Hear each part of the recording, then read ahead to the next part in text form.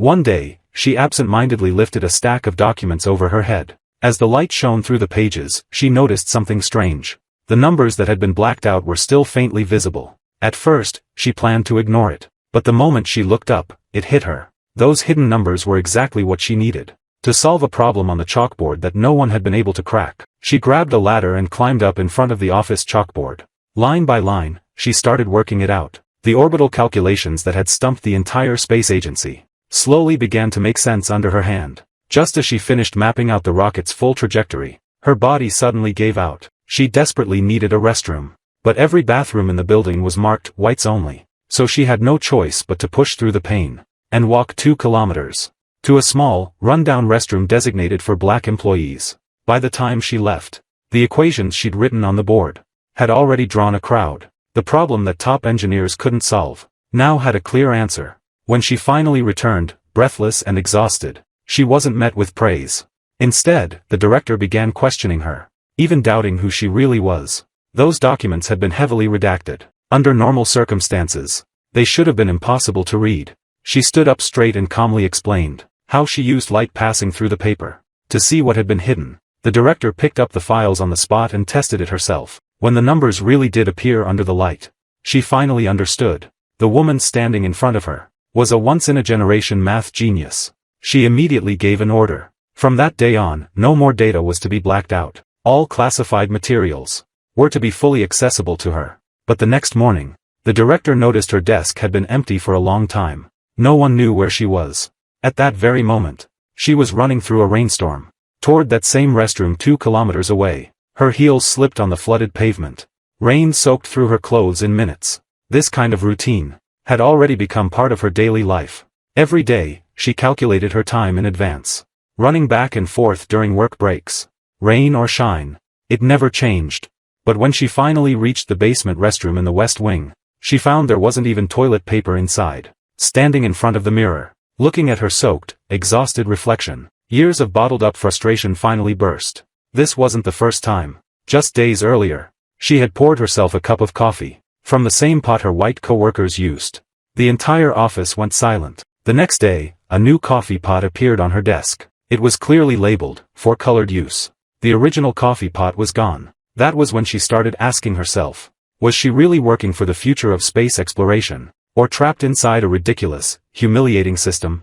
Her thoughts drifted back to her childhood. At 9 years old, she tested into high school as the top student.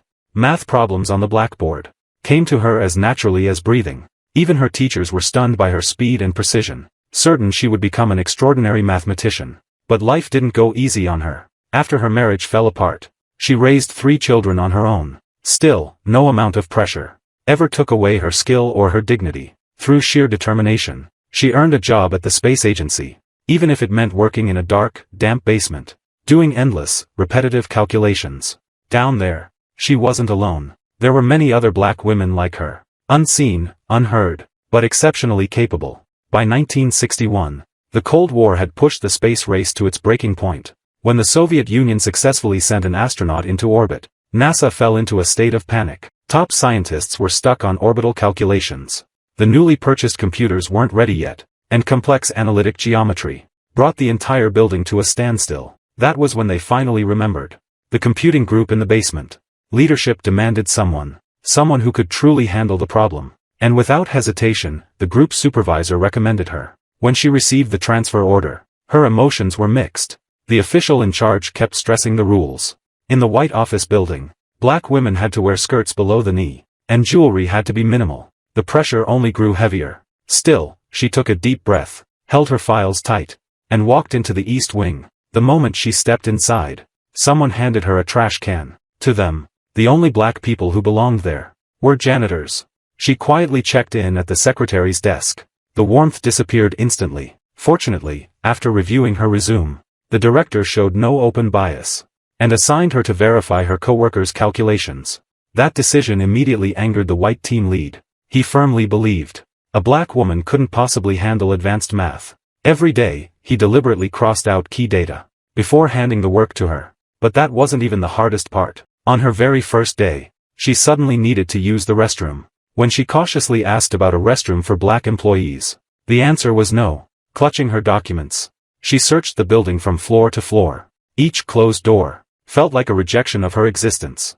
In the end, she had to run out of the building and head to the West Wing 3 kilometers away. Even at full speed, the round trip took a full hour. When she finally returned to her desk, the pile of unfinished work and the stares around her made her truly understand what it meant to have her dignity stripped away. She worked until late that night to finish every calculation, but when she turned in the results, they were tossed straight into the trash. Here, data moved fast. Fall behind for even a moment, and you were discarded. After leaving the office, she leaned against the wall, letting her mind go blank for a few seconds. The only comfort after a brutal day. Later, she walked home with her 2 closest friends, venting about everything they'd endured. One of them had worked tirelessly for years, but was never promoted, even while doing a supervisor's job. Another was a brilliant engineer, who wasn't even allowed to attend training, because of her identity. The road ahead was brutal, but none of them gave up. As the space race intensified, new missions kept piling on. And again, she proved through sheer ability that she couldn't be replaced. Eventually, when everyone had no choice but to rely on her calculations, prejudice began to crack. Bathroom signs came down. Rules started to change. Her fight wasn't just for herself, it cleared a path for those who came after her. In the end, the rocket launched successfully. The mission was a triumph, and she was officially brought into the core team. This time, her name was written clearly on every report, and no one erased it again.